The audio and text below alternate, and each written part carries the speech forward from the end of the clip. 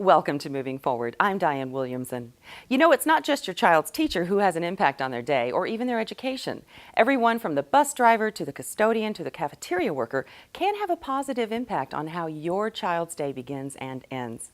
Such is the case with William Jones III, a crossing guard for Mount Tabor Elementary, who's often the first and last person students see during their school day.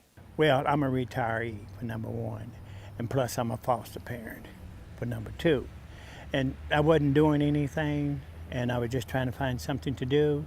So I had saw the ad down at the police department where they wanted crossing guards. Well, when I was a kid, I used to be a crossing guard. At the time in my day, back in my day, we had a little old strap across there with a badge on it and what's called. And I said, well, that'd be a pretty good deal because we'd be dealing with children.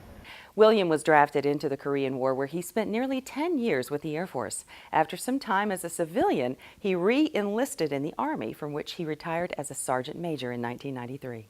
That's basically my career. I've been everywhere just about, seen everything just about, and heard everything just about. I've been here since 2009, and I get to know them all. Not only them, I know the neighbors. The parents give their trust into me to make sure that those kids are safe. And I'll tell them in a minute, in the wintertime, hey, zipper up that coat, guy. You know, let's go. My concern is the children. I mean, it's good to see the children coming in the mornings and smiling and having a good time when they're going home in the evening, playing on their way back.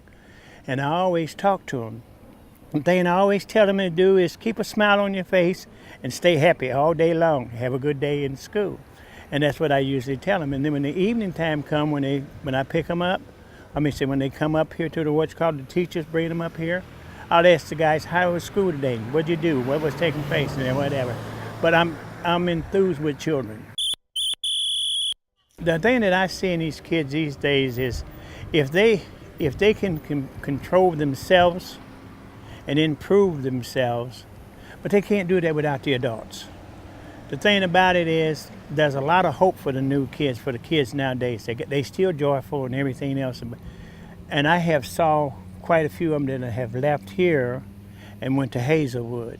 And they stop by here every once in a while when they're catching the bus, and they'll holler at me. I look forward of seeing these kids growing up to be somebody. Y'all guys take care. Stay out of that hot sun because it's really hot. See you in the morning.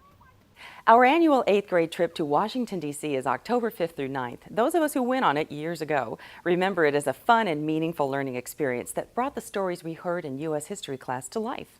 Visits to the U.S. Capitol Building, Arlington Cemetery, the White House, the Washington Monument, the Smithsonian, and many other sites are a once-in-a-lifetime opportunity for our students. But many families struggle with that $600 cost. So if you, your friends, or your company would like to sponsor an upcoming students trip, please contact Mr. Paul Rocky, our D.C. trip coordinator, at 542-3709 to find out how you can help. We're always looking for good stories to tell, so if you have one, please share it with us. And you can stay up to date by checking out our website, liking us on Facebook, and following us on Twitter. I'm Diane Williamson. We'll see you next week on Moving Forward.